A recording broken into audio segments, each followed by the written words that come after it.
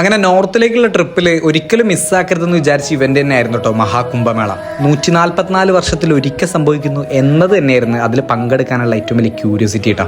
പ്രയാഗ്രാജ് സ്റ്റേഷനിൽ ഇറങ്ങി പിറ്റേ ദിവസം ഉച്ചയ്ക്ക് ശേഷം കേട്ടോ ഞങ്ങൾ കുംഭമേള നടക്കുന്ന സ്പോട്ടിലേക്ക് നടന്നത്. ഏകദേശം ഒരു 6-7 കിലോമീറ്റർ നടന്നിട്ട് തന്നെയാണ് കേട്ടോ നമുക്ക് ഈ സ്നാനം നടക്കുന്ന സ്ഥലത്തേക്ക് പോകേണ്ടത്. ഞാൻ എൻ്റെ ലൈഫിൽ കണ്ടതിൽ വെച്ച് ഏറ്റവും വലിയ ആളുകൾ കൂടി നിൽക്കുന്ന ഒരു ഇവൻ്റാണ് കേട്ടോ ഇത്. ഇത്രയും ആളുകളെ ഞാൻ ഒരുമിച്ച് എൻ്റെ ലൈഫിൽ ഇതുവരെ കണ്ടിട്ടില്ല. ഇനി അങ്ങോട്ട് കാണുമെന്ന് പറഞ്ഞുകൂടാ. അവിടെ എത്തിയ ഉടനെ തന്നെ കുംഭമേളയുടെ ഭാഗമായി എന്ന് സ്വയം വിശ്വസിക്കാൻ വേണ്ടി നെറ്റിയിൽ ചായം പൂശിയിട്ടൊക്കെ ആയിരുന്നു കേട്ടോ ഞങ്ങളവിടെ നടന്നിരുന്നത്. ആയിരക്കണക്കിന് ഫോഴ്സിൻ്റെ മിലിറ്ററിയുടെ ഒക്കെ സെക്യൂരിറ്റിയുടെ പുറത്തുണ്ട് ഈ ഫംഗ്ഷൻ അവിടെ നടക്കുന്നത്. പ്രധാന ആചാരം എന്ന് പറഞ്ഞു കഴിഞ്ഞാൽ യമുനയും ഗംഗയും തമ്മിൽ ഒന്നിക്കുന്ന ത്രിവേണി സംഗമം എന്ന് പറഞ്ഞ ഈ നദിയിൽ ഇവിടെ വന്നിട്ട് മുങ്ങി കുളിക്കുന്നതാണ് കേട്ടോ. ഇവിടെ മുങ്ങി കുളിച്ച് കഴിഞ്ഞാൽ നമ്മൾ ഇതുവരെ ചെയ്ത തെറ്റുകളെല്ലാം അല്ലെങ്കിൽ പാപങ്ങളെല്ലാം കഴുകി കളയുന്ന പോലെയാണ് കേട്ടോ. എന്തായാലും ഞങ്ങൾ മുങ്ങാനോ കുളിക്കാനോ ഒന്നും നിന്നില്ല. പക്ഷെ അവിടെ മൊത്തം ചുറ്റി കാണാനും കുറച്ചു നേരം അവിടെ ഭയങ്കര പീസായിട്ടിരിക്കാനൊക്കെ പറ്റിയിട്ടാണ്.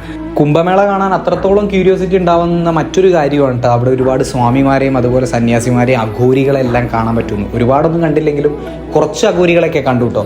ഇനി ബാക്കിയുള്ളവരൊക്കെ വരാനാവുന്നേ ഉള്ളൂ. 44 ദിവസം നീണ്ടു നിൽക്കുന്ന, ശിവരാത്രി വരെ നീണ്ടു നിൽക്കുന്ന ഒരു മഹാ ഉത്സവമാണ് കേട്ടോ കുംഭമേള എന്ന് പറയുന്നത്. എന്തായാലും അത് കാണാനും അവിടെ പോയി എക്സ്പീരിയൻസ് ചെയ്യാനും പറ്റിയത് തന്നെയാണ് കേട്ടോ വലിയ സന്തോഷം എന്ന് പറയുന്നത്.